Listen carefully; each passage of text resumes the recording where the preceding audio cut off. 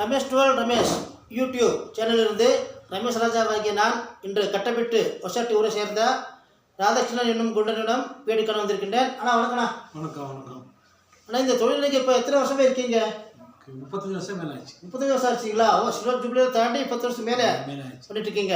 நீங்கள் இப்போ இலை வந்து கொள்முதல் பண்ணுறது வந்து இந்த லோக்கல்லையா இல்லை வெளியூர் இருந்தெல்லாம் வருதா? லோக்கல் லோக்கல் லோக்கல் மட்டும்.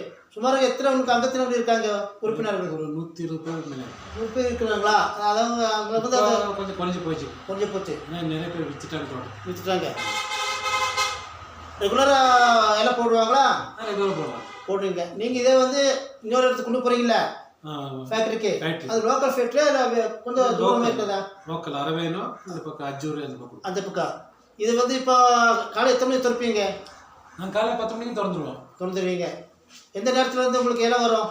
வரது ஒரு 3 மணிலேருந்து 2 மணிலேருந்து வந்துடும். வரும். இப்போ வந்து சீசன் டைமா இல்லை அன்சீசன் டைமா?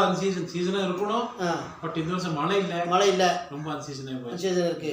இப்போ நீங்கள் இந்த இலையில வந்து நீங்கள் கூட்டுறவு தேயிலை போடுறீங்களா இல்லை தனியார் ஃபேக்ட்ரிக்கா? கூட்டுறவு போட்டுருந்தேன், இப்போ போடுறது இல்லை. ஏன்னா அங்கே நம்ம குவாலிட்டியெல்லாம் வாங்குறது இல்லை. நான் குவாலிட்டி கொஞ்சம் நல்லா குவாலிட்டி வாங்குறேன். சரிங்க. ப்ரைவேட்டில் தான் ஆகும். ப்ரைவேட்டில். இப்போ இந்த கூட்டுறவு தேயிலை ஃபேக்ட்ரிக்கு நீங்கள் கொடுக்குற ரேட்டுக்கு என்ன வித்தியாசம்? கிட்டத்தட்ட ஒரு 8 ரூபா வித்தியாசம். 8 ரூபா வித்தியாசம் இந்த வாரத்துலேயே? இல்லை ரொம்ப பரவாயில்லையே. அப்போ எதுக்கு கூட்டுக்குள்ள போக மாட்டாங்க? நீங்கள் எல்லாம் முன்பணம் கொடுக்குறது உண்டா? முன்ன கொடுத்துட்டு இருந்தோம். இப்போ ஜனங்களும் விரும்புறதில்லை. ஏதோ நம்ம மூட்டை தூக்கி வந்தால் அதை எச்சாருங்க, அதுக்கு கூலி கொடுத்துருவோம். அது சனிக்கிழமை ரெக்கவரி பண்ணிடுவீங்க. ஒன்றும் பிரச்சனை இல்லை.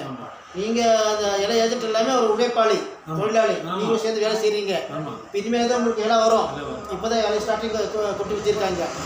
சரிங்க. உங்களுக்கு பொழுதுபோக்கு என்ன? பொழுதுபோக்கு தோட்டம் தான். தோட்டத்தை பார்த்துட்டு தோட்டம் வச்சுருக்கீங்க. வேலை ஒன்றும் செய்யணும். தேயிலை தோட்டமா இல்லை தேயிலை தோட்டம்? காய்கறி அப்படி ஒன்றும் இல்லை. விவசாயம் ஒன்றும் இல்லை. இப்போ 35 வருஷம் சர்வீஸ்னா இப்போ நீங்கள் எந்த வயசுலேருந்து இது ஆரம்பிச்சிருக்கீங்க தொழில்? அண்ணா செஞ்சுட்டு இருந்தாரு.